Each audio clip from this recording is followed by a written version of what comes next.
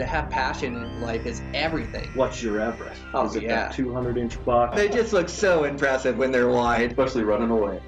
Welcome to this week's episode of Eastmans Elevated. It's like a think tank for outdoor activity. Sounds exactly like my hunting. Just always thinking about it, always trying to evolve it and make it better. Here's your host, Brian Barney. Hey, what's happening, guys? I got a brand new Eastmans Elevated podcast for you. So this is from my trip over to the Eastmans office I took last week, and I sit down with Dan Pickar. Dan's just a great guy, and we seem to always be talking bow hunting as he's kind of gravitated towards these archery-only hunts, the same as I have, and so we're really like-minded, and so the conversation just seems to flow naturally. We talk about his season and different hunts and stalks he's had, and then we kind of chime in Eastman's Elevated fashion with tips and tactics that apply to these different hunts and encounters that he's had. We also break down a shot that he had this season that he was less than happy with. And this is just part of bow hunting. I also, it came up in conversation, a shot that I had a few years ago where I made a mistake and tried to squeeze it in too tight of a window. And I think these really honest, authentic conversations about bow hunting, good or bad, are good to put out there. We learn from it and want to get better from it. And I hope you guys can appreciate the authenticity of it and also learn from it, to apply on your own adventure hunts. And so it's just part of hunting, and I'm glad we had the conversation, glad we could put it out there for you guys. But just a great episode with a bunch of great content in it. So you guys are going to enjoy today's show. The sponsor for today's show is Eberly Stock Packs.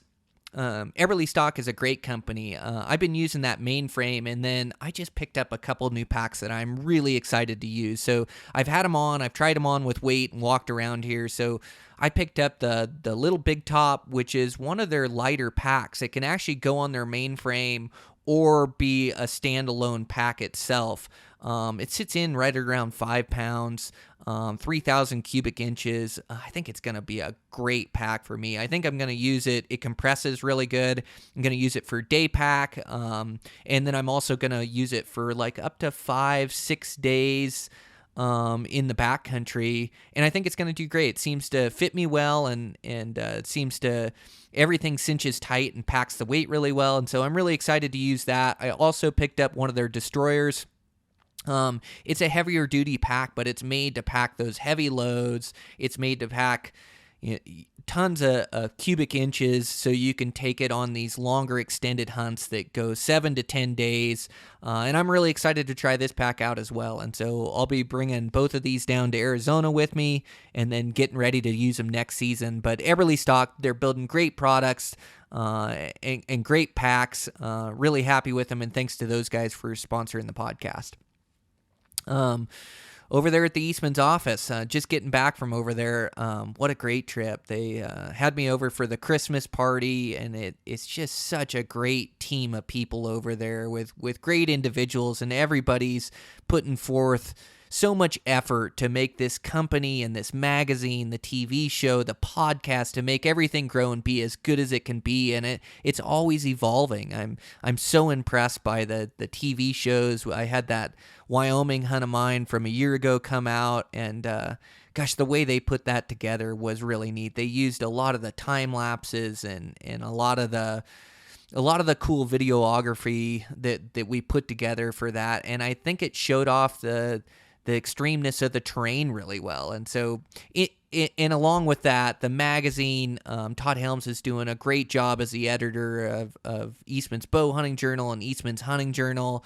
And he's really easy to talk to. We've built this relationship where I can just call and we can start talking over some article ideas, and all of a sudden I've got a new article to write for the next issue. I think I pitched him an article idea and told him I could have it done. It was right at the deadline, and he liked the idea and picked it up, and I was able to write it in a couple days and get it to him and make the magazine and an issue of EBJ, this Coues Deer article that I came up with. But he's just really good to work with, and everybody there is, from top to bottom. It's just a great company, and I I couldn't be happier just being a part of the team, and just want to do my part to work really hard to put out great content on this podcast and great writing when I'm putting in articles in the magazine, and then the film work I'm always trying to improve at and get better. And I got word that I believe my Idaho deer hunt from this season is going to come out in January. So really excited to see what they can put together. That was just a really fun hunt with my buddy. My buddy Dan Heverin filmed it for me, and so it was like teaming up with one of my buddies. And Dan went so hard with me to try to get into deer and then to try to harvest one. But I think we told a really good story, and I think we got some great shots in there. So I can't wait to see what they put together for that. We recorded a podcast with Dan and Guy on Tajikistan. What an amazing podcast. That hunt they went on was something else. And so I'll be releasing that in the near future too. Be on the lookout for that. And then that hunt's going to be on Beyond the Grid, I believe around January 15th, mid-January, somewhere there. That's going to come out, and I cannot wait to see that. They've got a bunch of great video capturing that hunt. So that's going to be really neat to see. Make sure you guys check out the gear guide if you're looking for a last-minute Christmas gift. Again, I mentioned this before, but the subscriptions, if you give 3 subscriptions, you get a free Sitka hoodie and outdoor edge knife kit. So make sure you take advantage of that before Christmas is over. That's a great deal. And then make sure to check out that MRS for the hunts coming up. It's so valuable to me when I'm planning these hunts. And they have the new MRS booklet that has compiled all the states from last season that they put in a book. There's a few hard copies left, and then you can also get a digital copy off the website. Just great information there. And then all the new magazines will have all updated information on states and seasons and deadlines and everything you need to know. You get that with the subscriptions to Eastmans, that MRS section, Members Research Supplement. It's just a great thing that we put out there that really helps with hunting these states that you don't live in, that you can be thousands of miles away from and get in some quality scouting. So make sure to check out that. I've been talking for long enough. Let's get this thing rolling. Me and Dan Pickar, Eastmans Elevated. Here we go.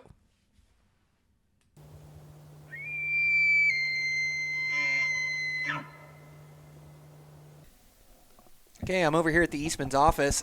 Sitting down with my buddy, Dan Pickar. Dan, thanks for being on. Absolutely. It's always good to chat with you, Brian. Yeah, we just got done. We talked about Tajikistan. God, it just blows my mind hearing about that place, that trip you guys had over there for that Marco Polo sheep.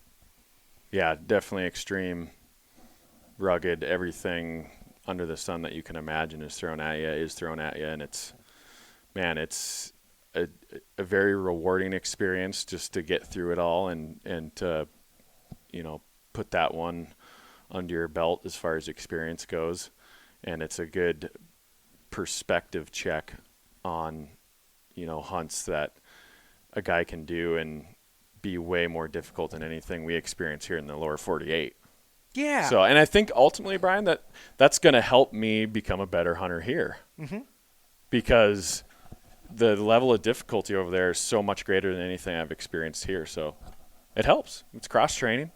It makes things here seem a lot easier, I can tell you that. Yeah, it is cross-training. Well, it's just amazing to hear because you guys are halfway around the world. It's so bitter cold where it's dangerous, hypothermic, most days that you're out there. And then the brutal nature of the country out there and the elevation, you being sick and having to push through that. And you can't go to a hospital there or you can't be flown out. There is no extraction plan. So, yeah, I bet. I mean, just hearing about it puts it into perspective for me too, that some of my tough hunts, right. I think I'll grow from it, and I didn't even go on the hunt, but just hearing about how difficult it was. But what an amazing adventure you guys had out there. But definitely some difficulties and trials and tribulations into getting it done on a sheep out there. That is wild. Right. Definitely glad I went. Yeah, for sure. Mm-hmm. But you had a great season. You ended your season with that hunt, but you were all over with your bow and arrow this year. You did really well, like always. You're always successful with your bow, but I saw some deer come across my feed and another bull, and you're just a consistent producer with your bow. It's really impressive. Yeah, we hunted a lot this year. We hunted hard, and I drew a couple tags, Wyoming antelope and Wyoming elk, and the rest were generals. But, we're at it a lot. I mean, mid-August all the way through, the first week of October, we're bow hunting, constant. I probably had 3 or 4 days off, but, constant hunting, constant watching animals, constant getting to know areas, and so you do something enough, you kind of get good at it, I guess. I guess that's the hope that you have. Well, that's like a dream season or so it sounds when you get that many days to hunt, but it also gets to be a grind as well. Absolutely. With that many days and pushing that hard on that many hunts and not many breaks. And I always know my back-to-back hunts are really difficult when you go from one extreme hunt into the next extreme hunt and you don't get a break or don't get to recover. It's tough Absolutely. to keep that mental edge the whole time. It's Absolutely. tough to keep focused and keep pushing hard towards successes. And I got a bunch of time to hunt this season, and it was a really fun season. But you always have to work for them. You always have to earn them. Absolutely, Yep. and that's the big thing. A lot of guys are like, "Oh, you're so lucky you get to hunt all fall and do all this," and that's true. Definitely blessed to be able to do it, but it's changed my perspective on it too, on hunting, and it's just not for pure joy anymore. Like, what I do on vacation or what I do in my free time, it's my job, number one, and you're expected to produce. And so there's a different level of pressure there, and then you have to do it for 2.5 months. It's definitely a marathon, not a sprint. And that's how you have to kind of treat it on every hunt as well. That, you can't kill yourself on day one if you're going to make it the rest of the season. Well, in hunts, they're enjoyable, and it's what we live for. I know it's both mine and yours passion. We work year-round to prepare for these, to plan for them, and then to go on them. But when you're on an extreme tough hunt, it's not fun all the time. It's a grind. You're having to put on multiple miles. You're having to sleep in the dirt night after night. You're having to deal with elevation. And, all the stuff that goes into making a good hunt is making it tough and challenging and difficult. Absolutely. So when you're doing that straight, one hunt after the next, I can see where it's a grind, and it's tough to keep mentally sharp. But you had a great season. Yeah. So you started on your Wyoming antelope. Did you fill out on antelope this year? Yep. Wyoming antelope. Not a tough tag to draw. It was like a 50-50 as a resident. And, there's a lot of antelope here. You look over a lot of antelope, a lot of public land, a lot of small antelope. I think I spent 4 days looking for a big antelope and never saw one. And that includes some scouting pre-season as well. But on day 3, headed to a new area and came across a buck that was pretty territorial and pretty aggressive. He had 30 does, and I slipped right up 100 yards from him, and I started calling at him, just kind of doing like a fawn in distress. I don't know if you've seen some of I think it was Mike and who was it? That guy from Elk Inc. I haven't seen Ed Perotti, it might be, but they're calling it at antelope, and it's just like just a buzz with their lips. And so I just squeaked at them a couple times, like kind of quietly, and it's kind of like their alarm call, but enough to keep their curiosity up because they weren't really spooked. And antelope by nature are curious, right, as you know, and it's a limited entry area, so they're not necessarily flighty, blown out of the country like they might be, in a heavily hunted area. And the does came right into me, and being at pre-rut, the buck came right with them, and killed him, made a perfect shot, and he ran right to the road and died actually on the road. So that was pretty cool. That was a good season kickoff right there. I'd say start your confident. Your confidence is high. Great footage, great hunt. Everything went well. I don't think I would have done anything different, and it was just a great test of perseverance and patience too. Because I could have shot some mediocre bucks, and I opted not to. Okay. And so that's another reason why I'm like, man, that was very rewarding that I was able to hold off and not just shoot the first decent buck. And it paid off. I mean, he's 81 inches. Wow. That buck. Congratulations. Big buck, yeah. And so, definitely a great way to kick off the season. Yeah, an 81-incher. Yeah. That's always the quest for an 80-inch antelope. Good for you. Yeah, that's the holy grail for antelope. Yep. And with 30 does, what a high degree of difficulty. I would have chased that thing across the country. Yeah. Well, and that's a funny thing, too, probably as you know with antelope, is it's not necessarily finding – it's a little bit different because some of them are really spooky and flighty and you can't stalk them. Or maybe they're in a bad spot, you're just not going to stalk them. And so you just got to keep looking and find antelope that are conducive to hunting. And these were a little more curious. Caught them on the right day. Their mood was right. The buck was feeling territorial. You know, he was rubbing the sagebrush with his neck and acting ruddy and herding does around. And you just get that vibe. You get that feeling that you're like, okay, this guy will play. They'll want to play. And sure enough, you know, curiosity killed him. Good for you. Well, that's not easy to do. I always with the bow and arrow, and I haven't had any real sought-after antelope tags. I just hunt them on a general tag every year. But with my bow, I've just found that even when I find an 80-incher, like they're really tough to kill. And I'm hunting them kind of in checkerboard country or, you know, chunks of public land where you can get after them a little bit. But there's no guarantee you can find them the next day where you can hunt them. Right. So when I find an 80-incher, you know, I make a play on them, but there's just no guarantee I can kill that thing. So a lot of times my tactics for antelope is like, all right, when I see a decent, good, respectable antelope, I'm going to go for the stalk and try to kill him because I know I'm going to need more than one opportunity. Absolutely. You know, some years I need 20 stalks before I kill one, and some I only need one or two. You know, it's amazing how it goes down. So I kind of go at antelope different. I haven't really focused on a giant one yet, and that's probably why I haven't killed a giant one yet. But I've got a lot like 72 to 75, and I get my antelope every year. They eat really good. I have the excitement of chasing them, and I love chasing them. But to kill an 81-incher, that's pretty cool, and to get them on film too. Yeah, and I mean Wyoming is completely different, and if I was bow hunting Montana, I'd be this exact same mentality that you're doing. But you know, this is draw tag, and there's a lot of antelope compared to Montana, and a lot of public land. So this tag, you could be a little more picky like that. But in Montana, you know, on the 900 series, you can hunt a lot of areas, and a lot of areas where the antelope are. It's by ag fields, private, and so you have to deal with the checkerboard stuff. And you better shoot the first mediocre, decent buck you come across if you can, or at least get a stock onto it. So nothing wrong with that. Well, Wyoming's special for antelope. Oh, it is. Isn't it? Absolutely.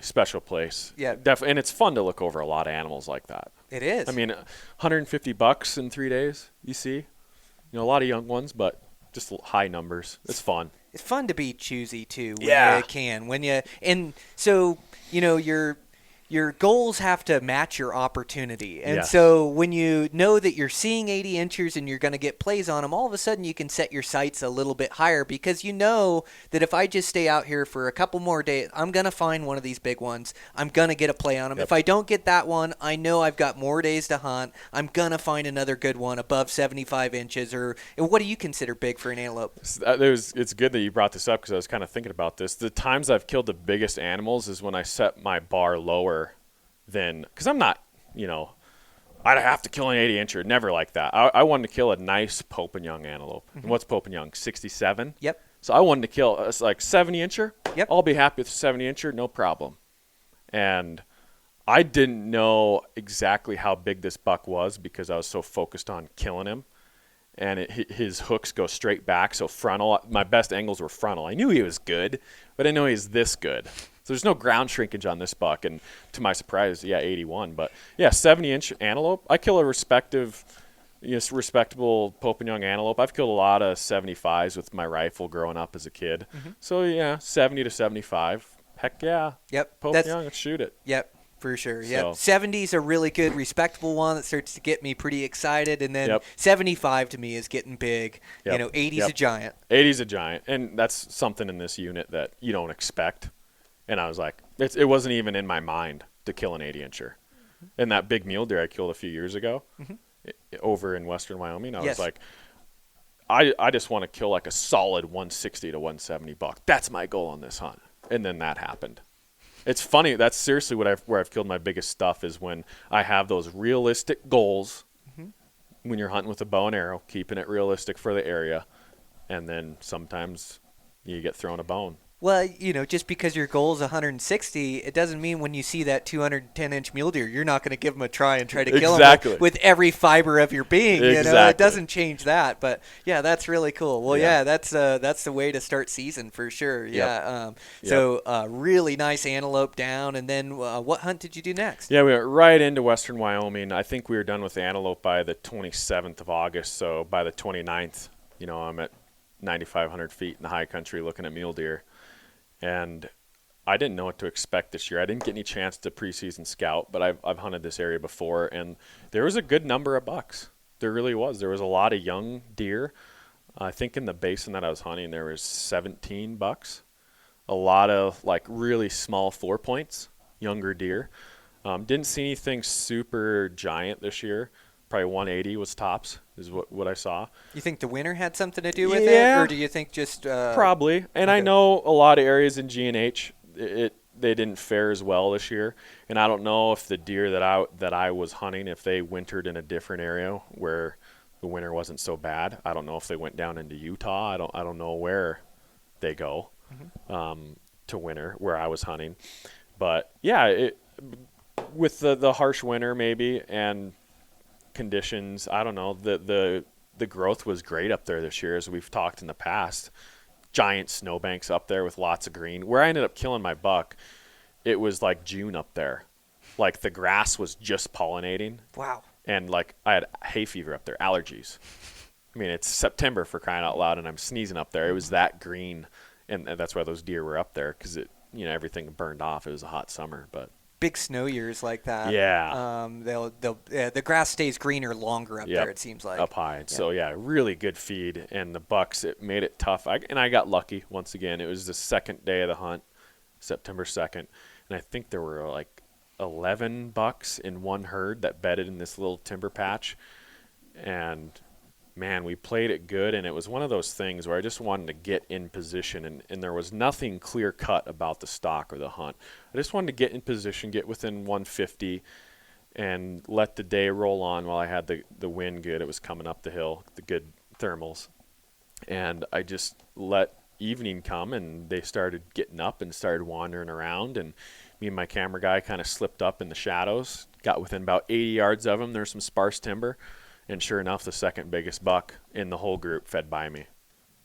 And, yeah, it was just one of those things meant to be. He just walked over to us on a beeline. But the funny thing is, those old bucks, and he's an old deer too. His teeth were all worn down. There was a little cut up there. We're on top of a mountain. He walks right down this little cut. So he's 30 yards to me, and I still don't have a shot. All I can see is his head because he's just in that little tiny cut. And he got downwind. There's nothing I could do. He got downwind, smelled me, and blew out and ran back to a 2-point that was following him. And as you know, I shoot that single pin slider, and it was set at 30 yards. And so I still don't know how far he was, probably 55, and did the old mah as he was running out. And sure enough, he stopped at the old quartering away, looking back over his shoulder. And I was like, yeah, about 4 inches over his back, and sent it and right through the heart. Sometimes it works out, right? Yeah, got to take it when you can get it like Kentucky windage. Little Kentucky windage. Thanks to Hawaii, because I do that all the time over there on goats or even axis deer. Yep. And so that's another good reason to really know your bow, and that's a downside, I guess, of a single pin is you got to use Kentucky windage. But that's probably only 10% of my shots on animals is having to actually do that. Well, and that's you get good at it, learning your equipment and knowing how it shoots, like you say in Hawaii, practicing it. But scenarios don't always happen how you want, and sometimes you get this opportunity or this chance, like that buck spooking running away. You had one chance, you couldn't get a range, set your pin, and shoot him. It wouldn't happen, and so you've got this one chance to draw back and go, okay, I think I know where to hold. I'm gonna try to make this happen. This is my one opportunity, and so you take it, and then you made it happen. Which you can also. I've also missed under those circumstances too, and then I go, gosh dang it, I knew better. I needed a range to shoot. But those single pin sliders are nice. nice, to get that exact yardage, hold that pin right on the animal. But that's kind of why I like those multi-pin sliders, because you've got 10 yards up or down as kind of a reference point. But like in your scenario, you didn't have a range on him. It's not like your pin was set for 30, but you didn't know he was 50. You didn't know. So even in that scenario, it's still just a guess. It's a crapshoot. Yeah, the multi-pin sight, you could try to judge the yardage and hold over, but really, it's still a guess. It is. Educated guess. Right. Yeah. Right. Good for you. Yeah. And so hit him right in the heart. Perfect. Yep. Dropped in there. Yep. Didn't run far. 50 yards piled up. Oh, it's got to be cool footage too. It turned out really good too. That was another. I mean, my camera guy Tim, I was like, dude, we are crushing it so far. Let's keep it up. Mm-hmm. Let's keep it up. And so finished that hunt off, and pretty good long pack out of there, and definitely one of those rewarding hunts. And thinking back on it too, just that split little second, just such a small, chance of a shot that was as he's spooking out. That can go from a successful hunt, punch the tag, everybody's happy, or like the year before, snuck into 6 yards to a big buck. He stood up on one side of the tree, and I was on the other side of the tree, and he blew out. One little thing, if I was on the other side of the tree, we would have been done. Everything's hunky-dory, punch the tag, good episode, good footage. One little thing can go from being successful or eating your tag. Oh, so that's crazy to think about too, because that could have easily been gone a million different ways. Mm-hmm. So that's one of those, you take it how you can get it and move on. And it is, you create your own luck. Opportunity meets preparation, or meets, what is it? Preparation meets opportunity. Yep. But there too, sometimes it's just a little bit of luck that goes your way. Guaranteed. Every hunt, there's in the pie graph, there's going to be a little wedge that's luck, right? Yep. In every bow hunt. Yep. There's going to be some sort of luck. Yep. Part of it. Mm-hmm. So. Yeah. No, it's you played it right, found the bucks, made the stock on it, but you're right, just that little bit of luck. I know on all my hunts too, or the buck comes the right way, comes into you. What a smart play too, playing that scenario patiently. Yes. So those things were in that timber, but there was a bunch of bucks, and there wasn't. It wasn't a good scenario for you to try to stalk in on them on their beds, you and your cameraman. And so instead, you got in striking distance. You got as close as you could get, sat there with a good wind, and then you just waited patiently. Yep. And you let the bucks kind of make the last mistake. Let them make the move. And then I knew as the day got longer, the shadows were going to get nice and harsh, is what we needed, because in the morning where we were at, we were just getting blasted by the sun in our face. Afternoon, shadows are longer. I knew we could slip up this nice shaded timber line, this tree line up to them. Yeah, and let them, make the mistake. Not force anything, be patient. And, it paid off to hunt smarter, not harder necessarily. Yes. Yeah, so. And that's tough to do when you bet a buck like that, to play it patient and wait there all day long in the sunshine to try to get your opportunity. And some days they end up going the other way, and you go, gosh, I should have made a play or at least tried something. I just sat here in the sun all day, but then sometimes it works out. Patience is the key to killing animals, isn't it? And absolutely. And back to where they could have gone the other way, and that's where it really helped me too. I mean, part of that luck deal is they were bedded up next to a cliff. Well, like the top of the mountain, so they could only come out the one way. I had them trapped. Well, they could have gone another way, but like I said, you get lucky cutting some variables, and they ended up coming down to us instead of away from us, but they didn't really have a lot of options. Mm-hmm. So that helped me too. Okay, so you had a pretty good feeling it was going to come together if you could be patient, and the wind stayed. Yep. Because the wind was iffy a little bit on the direction it was blowing, but it was staying pretty stable. Yep, and if you can read the country that way, a lot of times you see a buck put away, and then it's like, okay, where do you think this buck's going to come out tonight? And you're trying to play that game. But yeah, when you're able to eliminate some of those variables with a cliff face behind you, or they go in the only patch of timber, and it's like, there's no feed around. Like, this is the only place to feed in this basin or in this bowl right here. They're going to come back out here. They're not going to relocate over there. They're not spooked. So yeah, reading the country and reading the scenario that you're in and trying to make your best, most intelligent play, that's the best move you can make. And right there, it's being patient, waiting for him to come back out. Good on you. Yep. Yeah. So 2 for 2, you started your season. Yep. And it was just coming together for you. You didn't have many failed stalks. Nope. Yeah, I mean, the antelope, that happened, fairly quick. That was the first best stalk, and the deer, that was the first stalk of the hunt. We watched deer for a few days and him-hawed around which one to go after, but that was the first stalk of the trip. And so we come right off that hunt, and I think we took a half a day off and then headed right to Idaho for general elk archery. And we got in this area, and it was early September still. I think it was the 5th, so it was really smoky and hot. I think it was bad conditions all the way. I was until down there at the middle of same state. time, yeah. Yeah, you were deer hunting. Yep. And, yeah, smoky and hot. And we were kind of low. It was like 6,500 feet, so it was even hotter than what I felt like it should have been when you're elk hunting, And they weren't bugling very well, not a lot of rut activity. It was very tough. But the old bull searching for cows bugle, and this bull came in silently. And he caught me off guard a little bit, but, man, he came in a crappy spot, and he was kind of downwind. I still don't know how he didn't smell me, but in my head, I told myself I had to shoot him as fast as the opportunity would present it, or he's going to smell me and be gone in a second, because there's a nice little rollover. He could have been gone in a flash. And so he came in frontal, and he was kind of angling towards me, quartering hard, frontal, and he got in with 18 yards, and that's when I ended up taking the shot. But I told myself that it was a better angle than what it really was, and so I hesitated from shooting him in front of the shoulder to behind the shoulder, but it was still a pretty hard angle.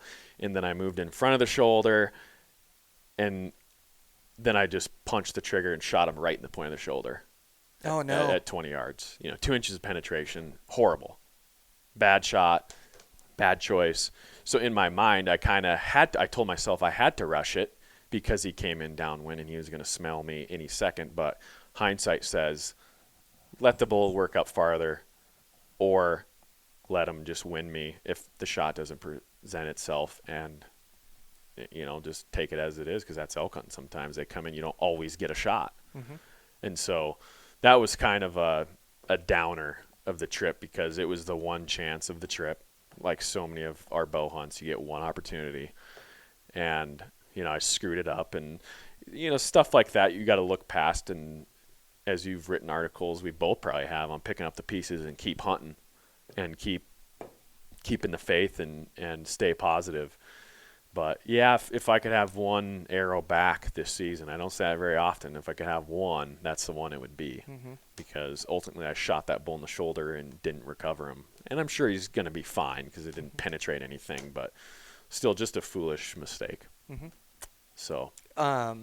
Yeah, well, and it's big of you to talk about it and admit it, and I think that's where we grow in bow hunting too, is admitting your mistakes and trying to improve and get better, and we all make them, know. And in that scenario, when that bull comes in, you want it to happen so bad, but that still means it still doesn't mean that you can force it in there. Yes. And it,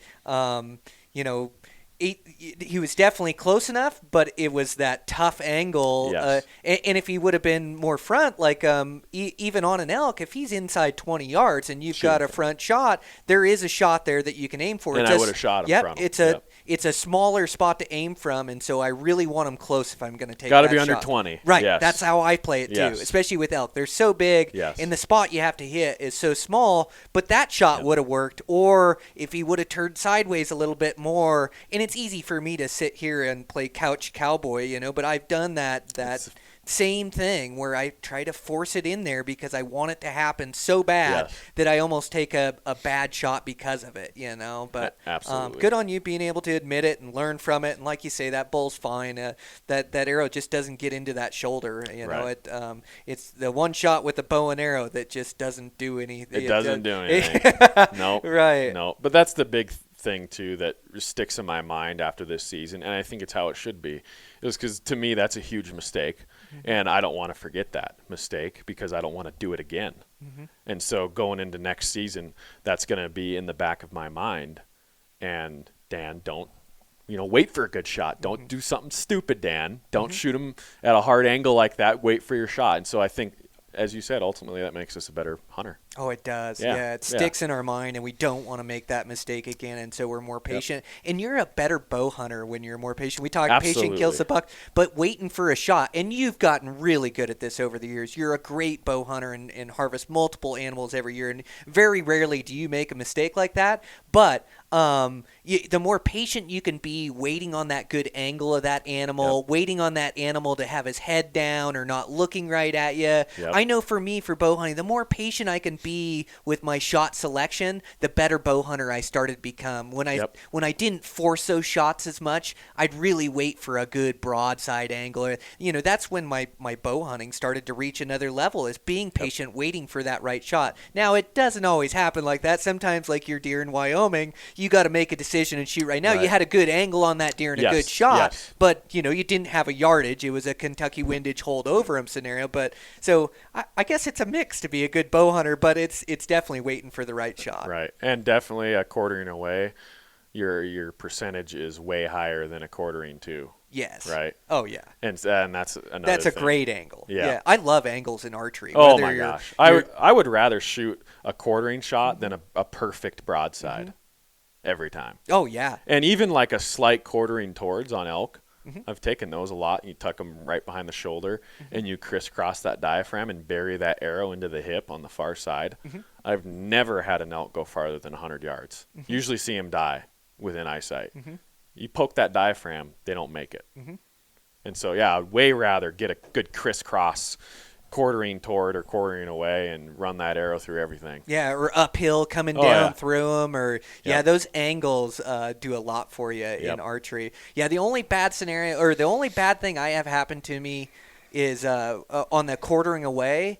Is mule deer, do you have those mule deer jump your string? Yes. Yeah, I have like 1 in 3 or 1 in 4 mule deer jump my string, and I work really hard shooting a heavier arrow, quieting down my bow, and sometimes they don't even know I'm in the country, and I can be shooting at a big buck, and the moment my bow goes off, they react, and that quartering away, they seem to roll or spin away from you, and that arrow will miss clean right there, and it'd probably miss on a broadside shot too, but sometimes I feel like that quartering away, they roll away from that arrow when they jump that string and you miss them clean. But that's the only bad thing. With quartering away is great. That's the shot you want. Right. Yeah. Right. Absolutely. But those mule deer will jump your string, won't they? Oh yeah. What'd you say? 1 out of 3? Yeah, one out of 3. One out of 4, maybe. Yeah. But And this buck did. The one I shot, he definitely jumped the string. Heck, I might even shot under his brisket if he didn't jump the string, because I was, probably 4 inches above his brisket, 5 inches maybe. I mean, it was a perfect hit, but if he wouldn't have ducked down into it, I might have been flirting with missing him, shooting under him. And that happens all the time with axis deer. Oh, those things. They're jump easy to a string miss. too. They're easy to miss. Yes, aren't they? Yeah. Yeah. Elk don't seem to jump your string too much. Elk seem to wait on the arrow unless you catch them just right as they're starting to move and you shoot, but that's almost like a timing deal. I've only had one ever jump. Yeah, I don't remember them jumping. They wait for the arrow. Like, the only bad scenario I've had is when they start to take a step or they're starting to move right as I release. And that can be a big mistake that I've made too. When I'm drawn back on an elk and I'm starting to settle my pin and he starts to walk off and I punch my release off because he's starting to go, that was a hard lesson I learned when I was younger, that you like, that's not the shot, know. But it's like this mental deal inside your mind, like your opportunity is slipping away from you right there, and you want to make it happen, and you make that arrow go, and that never ends good.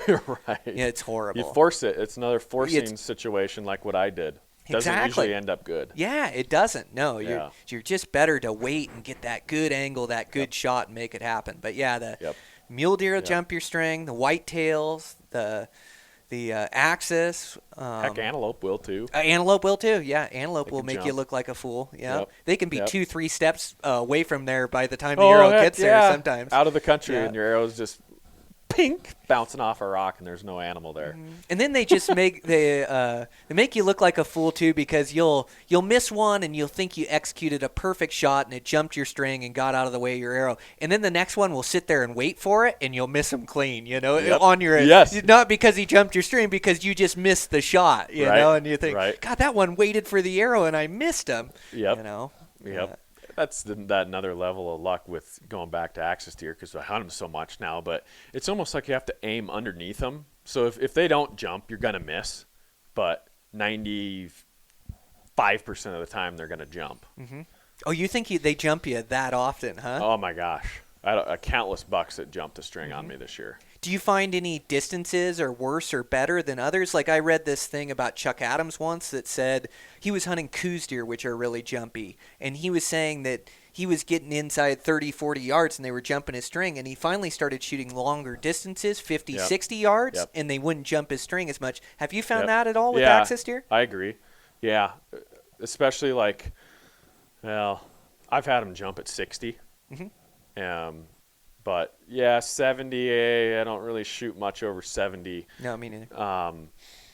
But, yeah, I shot a doe at 79 yards, and she didn't jump anything. But I think you're pretty safe out to, 50 to 60 seems like to be a pretty safe bet. Or if there's any wind. I don't know if I was just hunting a lot of calm days this year or what, but if there's some good wind, they don't jump. I haven't had issues with them jumping, but – oh, yeah. You saw that beyond the grid where I shot that axis, that spike. Mm-hmm. It was 32 yards and how much he still jumped. Mm-hmm. I mean, they're so fast at 30 yards. It's like, heck, I was aiming below him. If he wouldn't have jumped, I would have freaking shot 5 inches below his brisket. Mm-hmm. But they're just so quick, and that's at 30 yards. So 50 to 60, I like. Yeah. Well, they evolved from avoiding Bengal tigers in India. They got to be quick. Those things are the ultimate predator. But, yeah, that you say that, my axis buck this year was 53 yards. Yep. And I shot at another one that I missed. Yep. I had a really tough crosswind, and it got into 50 yards, and then we sat out there in that Hawaiian sun for 3.5 hours waiting for him to stand, and just didn't have a shot in his bed. And he stood up, and then he got his shoulder and his neck was behind the tree, but his vitals and everything were totally exposed, so opposite of what we normally get. Yeah. And so I thought, well, I'm going to put it right in there, but the wind was right to left, and either I tucked it too close to the tree or I didn't hold enough for the wind, and I ended up skipping it off that side of that tree right where he was at. It was, game of inches, and it was just on the wrong side of it and hit that tree, and he reacted to the shot and missed him clean. But he was a really nice axis buck. I think close to 30 inches or right in there. He would have been a really good one. But those things are fun, man. I'm headed back to go chase those things, or at least I'm hitting up my Hawaiian buddies to see if they've got a place for me to stay this summer. But I got to go back and chase those things again. It's fun, huh? Yeah, and I was able to hunt a bunch of does out there and then mix and match goats, and I just had a great experience out there. I can see why you love hunting those things so much. I'm hooked on them too. Yep. Yeah. Yep. It's weird. You can see them hard-horned and velvet during the rut, but their rut lasts so long. Like I'm just going to the heart of it in June, and that's when the majority of them rut. But I had a giant buck come in that was growing these velvet horns that I just couldn't shoot because he was going to be so big, but he wasn't all the way still developed. He wasn't even full grown yet, but I mean his Igar was huge, just a great big one. But it's weird how they can be in different stages of the rut and velvet that they pretty much breed year round out there. Yep. And I don't know, there's some different theories, but I think it's when they're born, because they can be born anytime. But most are born in February, and so most of the rut is in June when most of the bucks are going. But you just never know what you're going to see out there, from half-grown velvet to hard-horned and everything in between. Mm-hmm. Yeah, those things are fun. I like those. You're going to go back this year, huh? You go back every year? Yeah, I'll go back at some point or another. I don't know. I don't have a plan yet, but I'll be going back for sure. Yep. No, and those bucks have such a cool rack configuration too. They're like a cross between a deer and an elk, it seems like to me. Like a smaller body, but like almost an elk rack on top of their heads. Yep. I have so much respect for those animals. They're super smart, fast, very wary. Just a really good challenge for a bow hunter. They are. And that's what I like, because they humble you all the time. And that's what you need. That's what I need. That's why I like having all of us, right? Yeah. They are wily, aren't they? Yep. Good eyesight, good instincts. Yes.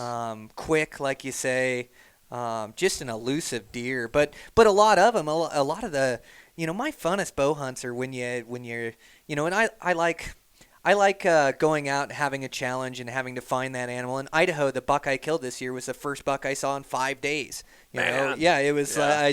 But those hunts where you have a lot of opportunity and you're able to get a lot of stalks, those are the really fun ones for me. Yep. That's when you grow. That's when you get your repetitions in, and it's fun to have that. It's like, it's not like shooting prairie dogs, but you get the idea. You just get, it's the opportunity. It's a lot of fun. Mm-hmm.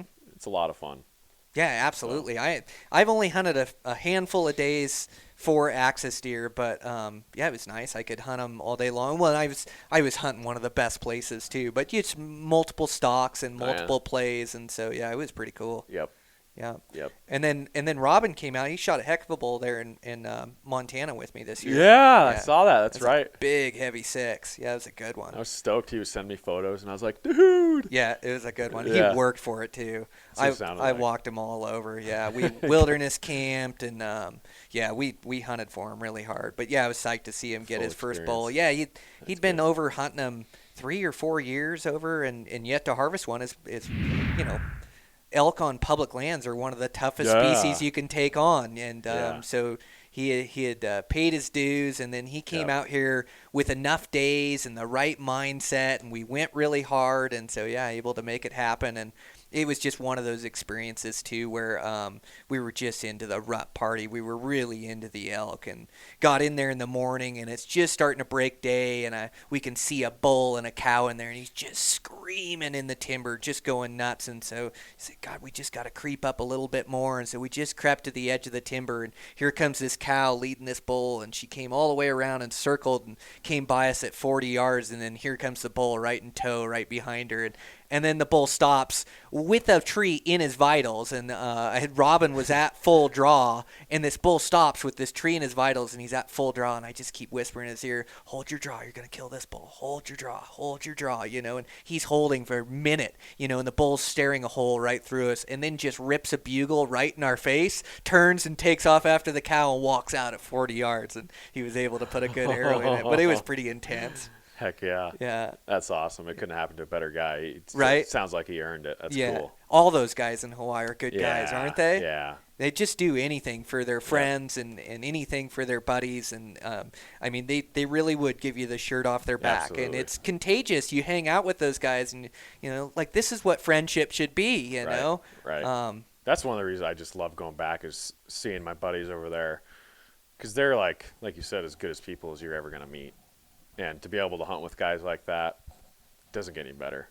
Yeah, well, and that's what made a lot of my season this year was hunting with family and friends. I had a lot of time to hunt this year, and it was really enjoyable. Good. So I got to hunt and share these experiences with friends and family, and that is what it's all about, you know. And I like the solo hunts too, and I like going on these adventure hunts. But when you can share it with a buddy like that, that is really enjoyable. And my dad was able to kill his biggest buck to date this year. I saw that. Yeah, that was awesome. Yeah, it was a really good deer. I was really happy for him. Yeah, nice. Able to put that together, and so no, it's just a great season. So you filled out where we got off on axis deer. We can get sidetracked early or sidetracked easy when we're talking about bow hunting. But so you harvested that Wyoming deer. You went for the Idaho elk. Hit that one in the shoulder. You weren't able to recover them. And that hunt ended. And usually you do really well in Idaho. Usually you fill out there. It's good, and there's no reason why a guy shouldn't have been able to kill one. And my plan was to come back later in the season, get some snow, or at least everything cooled down. And I've had some good luck later in the season in Idaho, but man, I drew this tag in Wyoming here, and that consumed me for like almost 2 weeks. And we encountered everything under the sun on this hunt: the weather, the rain, the snow, the mud, and there was a ton of elk. But by the time I was hunting them about the 15th, the 13th, now it was an interesting hunt. I've never seen elk act like this in this area. It's the Bighorn Mountains, I'll say, because I'm never going to hunt there again, number one. But there's the elk, they were all grouped up by the middle of the month. And every big bull had like 5 or 6 satellite bulls with them. So there's a ton of elk, there's a ton of bulls, but a lot of small bulls.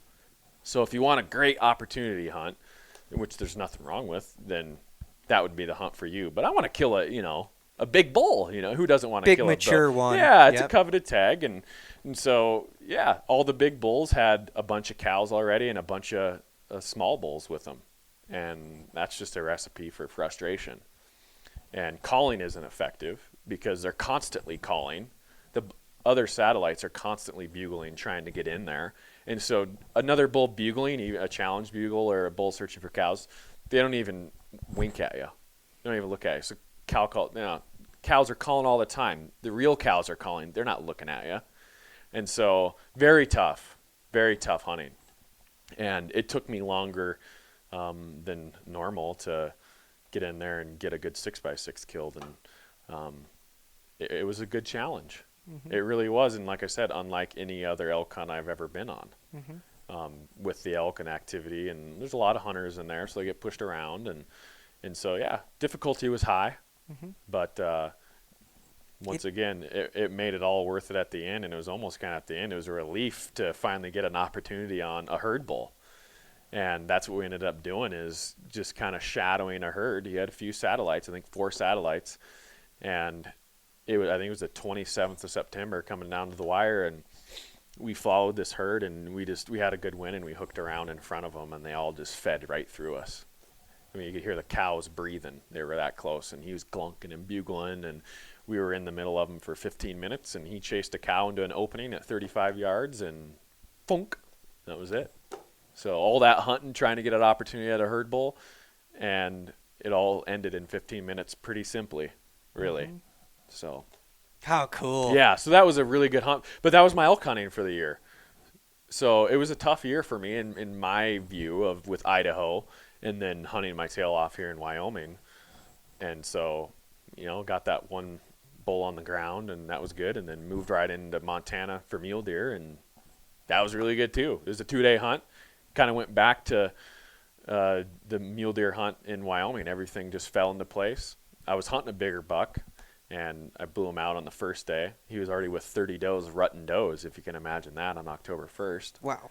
And we almost killed him. I was really proud of how me and my camera guy snuck in there, and the same thing, patience and getting in there. He had 30 does, and they're all spread out, and we ended up blowing him out on the first day, but found a great buck on the second day. And that one, it was handed to me.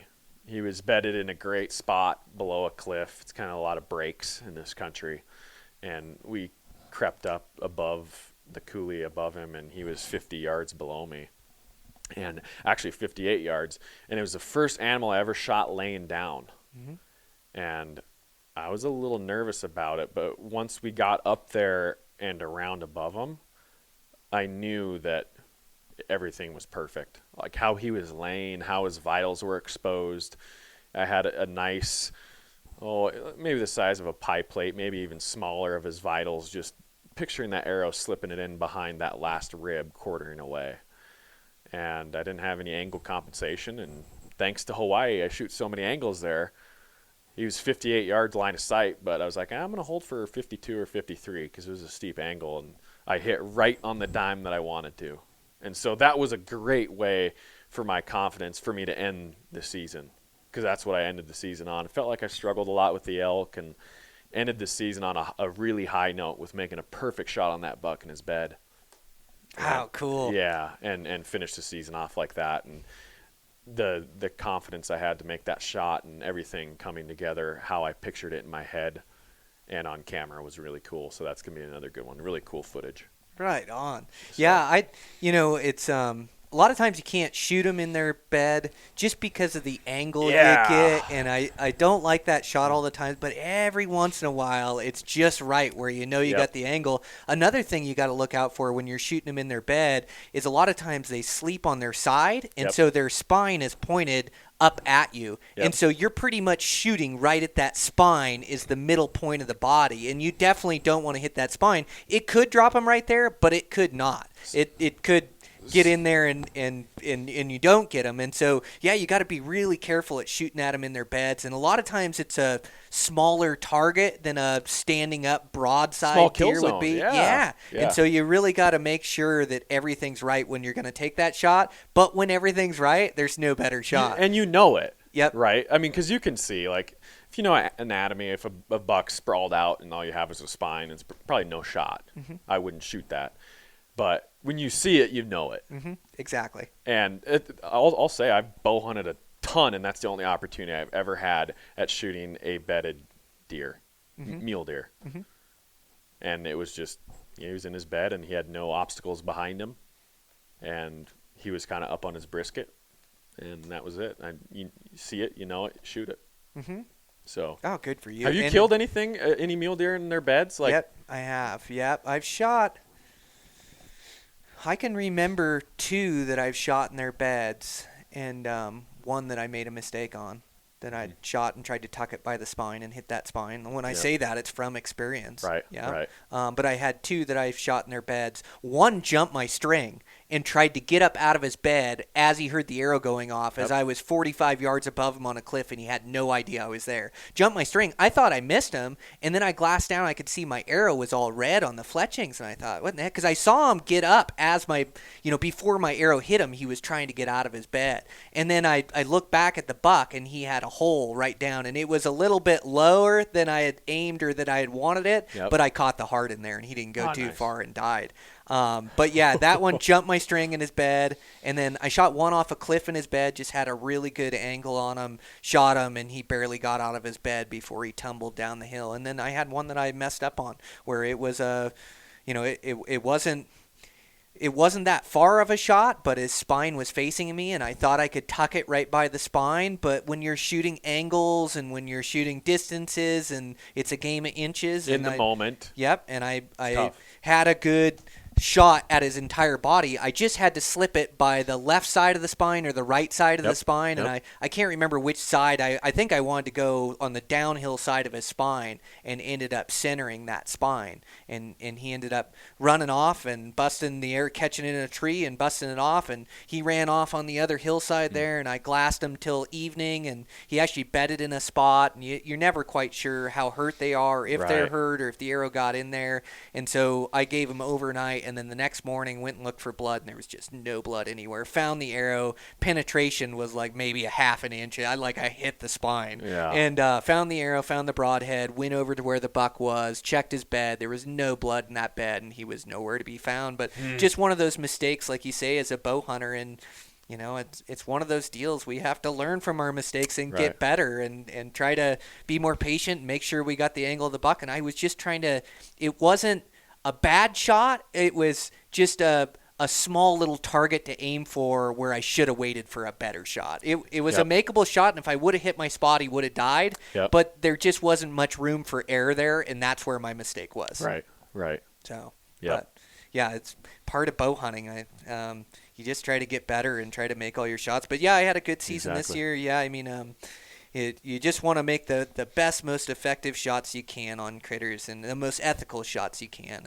And it's better, like you said on that bull, it would have been better to have that bull wind you and run off and not get the opportunity and keep hunting and keep your head down and keep in it than have this thing that messes with your confidence and messes with your mind, and you made a mistake, and you took a shot that you knew you shouldn't have taken, and that messes with you on your hunt and on your season. And like you say, you were able to learn from it, kill a bull, end on a high note on your buck, but it bothers you, sitting here right now, like that's the one shot that you want back, and so, it's the one you remember. Seriously, I'm going to remember that one out of all the other kills from this year. It's just the way it is. I know. Why is that you remember your failures way more than your successes? But it keeps you striving to be a better bow hunter. Make better decisions. And as we said, that's what it ultimately it will do. As long as you don't let it get the best of you, go too far, and eat away at you. But just it's a good reminder, and like I said, it will be a good reminder in the future. Especially on elk, you can't really get away with much. You can't. If you get a marginal hit, you're probably not going to get them. That's the way I am with elk. I don't take any marginal shots because they are such a tough animal. Like I've got to be 100% sure that I can kill that elk because there is no room for error on those things. They're so tough and so big, they'll just travel for miles if you don't hit them right. It's got to be perfect. Yeah, you don't get any lucky breaks on them, or very rarely. No. I hear of some guys getting lucky breaks on them, but no, you don't. You don't cut a artery or a vein too often. You either get them in the vitals and kill them, or you don't, and you don't get them. Right. Seems to me. Exactly. Yeah. Exactly. But yeah, it was interesting to hear about your elk season too this year. How you struggle. Like sometimes those elk hunts can be my toughest hunts all year long, and you see a lot of bulls being killed, and you know you can do it. But I've had 20 plus days into trying to kill a public land 6-point. Like 20 plus days of grinding to try to kill bull elk. Like you are worn out by the end of season. Yeah, absolutely. Good for you. Absolutely. Persevered, killed a really nice bull and nice bucks. You had a heck of a bow season. Yeah, it was good. Overall, it was really good. I have nothing to be complaining about. So I'm really proud of my camera guy sticking with me, because it ain't easy out there for 2 months. And he's a dude that's, I say, we're going to do this, and he never says I can't or I don't want to. He's okay. Saddles up and let's go. That's so cool. Good attitude the whole way. It's all about the attitude, and he keeps a good one the whole way. So. It is all about attitude and finding somebody that you can work with, and it's just like hunting with your buddy out there, but it's having a good cameraman is like having a really good hunting buddy that you can trust that he's always going to be there, and he's going to be tough enough to stick it out with you. And that's a long season. Yeah. I mean, it's like having a brother. It is. I mean, you have some coming to Jesus meeting, moments, and you do, and a lot of growing, your character building, and because you're just so uncomfortable a lot and you're tired and it can wear on you, but I still love it.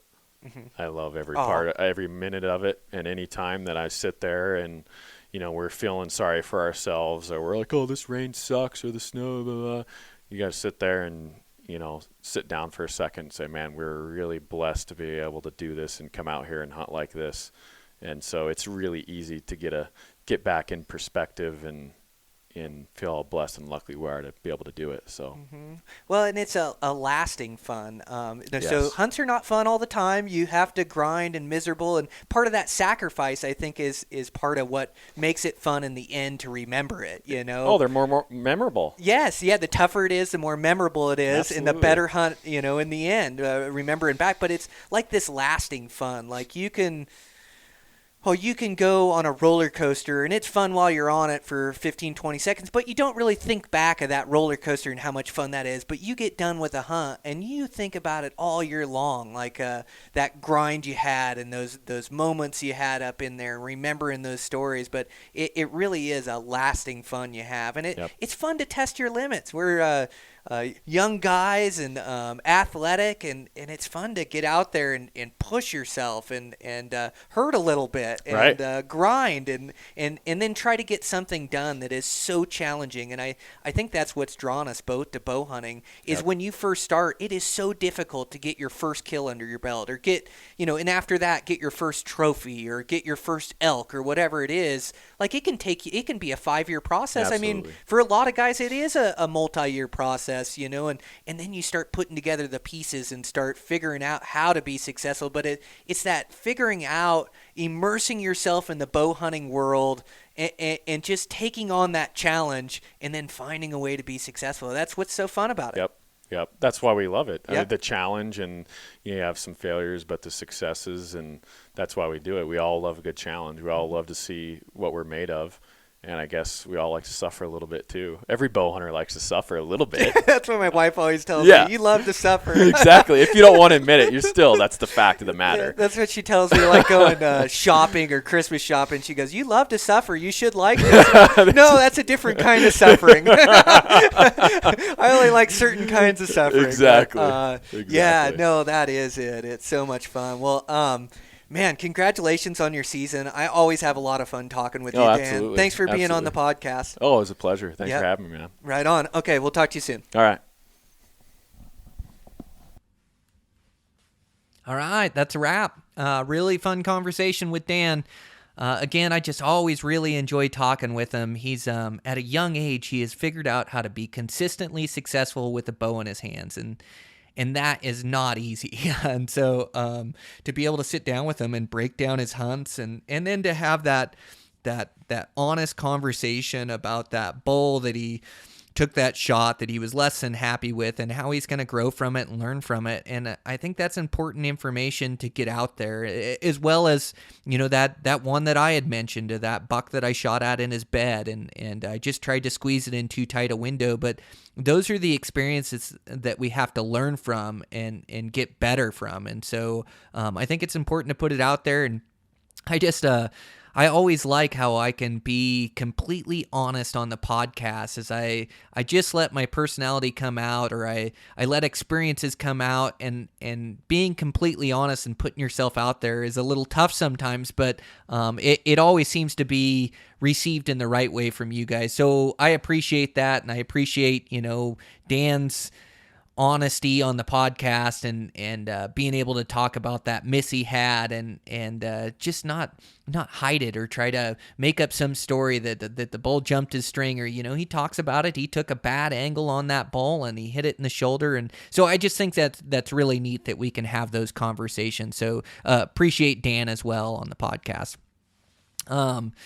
With that, got some good ones coming up. I'm actually sitting on a few recordings, so not running by the seat of my pants. That's always a good thing. But just some really quality conversations that I'm going to be putting out to you guys, and I'm trying to take this to the next level, where I'm putting out these conversations, at the right time of year. So when you're thinking about applications, I have a podcast about applications. When you're thinking about Coues Deer, I've got a podcast about Coues Deer. Whatever it is, I just want to touch on it. And so I just want to continually get better and try to put out the best content and the best podcasts I can.